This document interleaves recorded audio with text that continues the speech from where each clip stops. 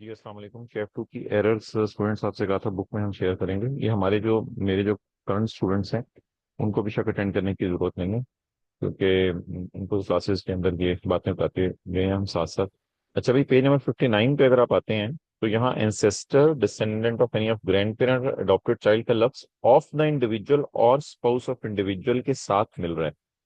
यानी ये सारी स्टेटमेंट इंडिविजुअल के लिए भी है और उसकी स्पाउस के लिए भी है। मींस एंसेस्टर ऑफ स्पाउस भी आएगा, इसी वजह से descendant of any of grand parent of spouse भी आएगा।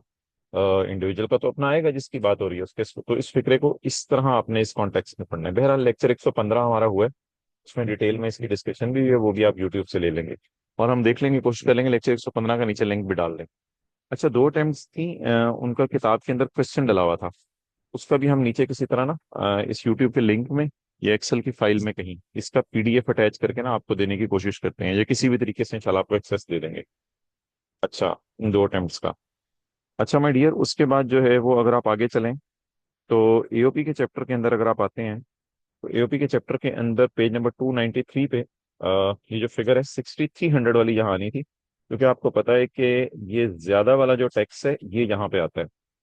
और इसी तरह आप इस चैप्टर के अंदर अगर आप रहें तो एक सवाल था आंसर नंबर 1, इसमें माय डियर जो फिगर आ रही थी ना, ये वाली 725475 जो मैंने हाईलाइट की हुई है, ये अगले सफे पे डिविजिबल इनकम में आनी थी 724463 की जगह।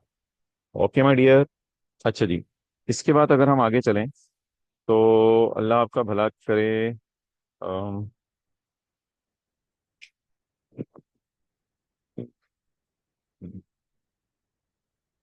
हम्म, हाँ यार, एक चीज है इसमें, आप लेक्चर 115 के ना डिस्क्रिप्शन नीचे डाल देना। लेक्चर 115 आप हमारा अटेंड कर लें, इसमें ना एक चीज मैंने बताई है कि फॉरेन लॉसेस किताब के अंदर ना लिखा हुआ है, foreign loss is not adjustable against Pakistan source income. ये चाहे करंट ईयर का हो चाहे पुराने 6 साल का, फॉरेन लॉस को पाकिस्तान की इनकम में से माइनस नहीं कर सकते। लेकिन माय डियर, पाकिस्तान का लॉस फॉरेन इनकम में से माइनस हो सकता है, अल्लाह आपका भला करे। ये किताब में नई चीज हमने ऐड की है आई कैप से थोड़ी डिस्कशन करके। तो इसमें माय डियर अब आप ये कीजिएगा कि इस जो लेटेस्ट ये दो सोल्यूशन अवेलेबल है ना, उनके अंदर भी मैंने एक छोटी सी चेंज करवा दी है। उसमें भी एक लॉस की एडजस्टमेंट थी, वो भी मैंने लेक्चर 115 में बता दी है, वो वहां से देख लीजिएगा। अच्छा माय डियर, अब किताब में अगर आप चाहें तो किताब में फिर एक जगह चेंज करनी पड़ेगी हमें, एंड दैट इज लॉसेस का चैप्टर। नहीं, लॉसेस का चैप्टर नहीं, चैप्टर 17। चैप्टर 17 में अगर आप आए तो चैप्टर 17 में है ये पेज 397। पेज 397 में इस बेस पे पहले आप लेक्चर 3 ले लें ताकि ये लॉसेस वाली बात आपको समझ आ जाए। तो फिर पेज 400 पे ये वाली एडजस्टमेंट जो है वो एंड वाइस वर्सा उड़ा दें, बाकी बात ठीक लिखी हुई है। ओके माय डियर, इसके बाद जो है वो आई डोंट थिंक सो कि ऐसी कोई बात अब रह गई है।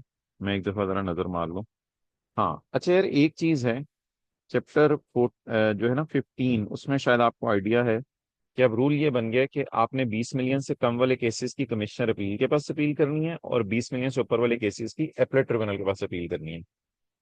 आ, तो इस बेस पे अब कमिश्नर अपील के खिलाफ आप हाई कोर्ट में जाएंगे या एपलेट ट्रिब्यूनल के खिलाफ भी आप हाई कोर्ट में जाएंगे। तो इस बेस पे क्वेश्चन 36 को आप अमेंड कर लें, क्योंकि इसमें यहाँ लिखा हुआ है हाई एपलेट ट्रिब्यूनल। तो कमिश्नर अपील के फैसले के खिलाफ आप एपलेट ट्रिब्यूनल नहीं जाएंगे, कमिश्नर अपील के फैसले के खिलाफ आप हाई कोर्ट जाएंगे। तो एपलेट ट्रिब्यूनल को काट के माय डियर हम हाई कोर्ट कर देंगे। और जी अल्लाह आपका भला करे, सैलरी के चैप्टर में अगर आप आते हैं तो सैलरी के चैप्टर के अंदर चैप्टर 7 है। इसमें यह है कि अगर एम्प्लॉयर एम्प्लॉय को कोई 1 ऑफ 5 अलाउंस दे रहा हो ना, 1 ऑफ 5 फॉर ऑफिशियल ड्यूटी, तो इसको इनकम में ऐड नहीं करना होता। लेकिन अगर एम्प्लॉय बचत करे तो वो बचत इनकम में डाल देंगे, वो बचत सैलरी में डालेंगे। तो इस बेस पे इसके सोल्यूशन को अमेंड कर लें। 6 लाख उसको बिजनेस टूर के लिए मिला था और उसमें से उसने 4.5 लाख खर्च कर दिया, तो 1.5 लाख की बचत थी, इसको 1.5 लाख यहाँ लिख लें। ओके माय डियर, आ गया।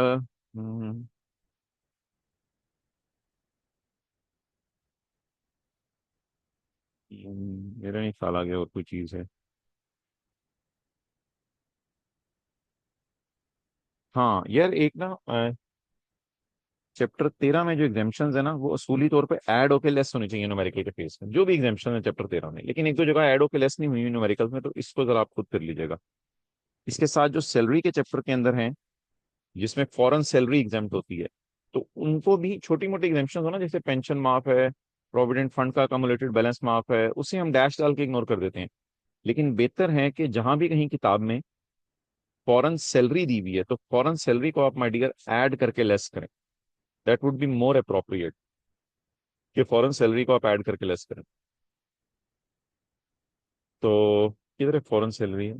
Foreign salary that is on page 106। तो ये फॉरेन सैलरी के जो दो एग्जाम्पशन है ना, 102 और 51 के टू, कहीं भी हमारी किताब में अवेलेबल है, कुछ जगह पे तो ऐड करके लेस हुई भी है, लेकिन हर जगह इसकी कोशिश करें।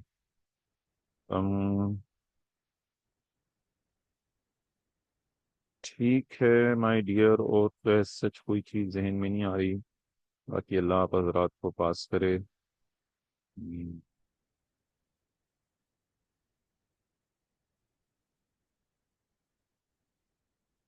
ठीक है जी, क्लोज करते हैं।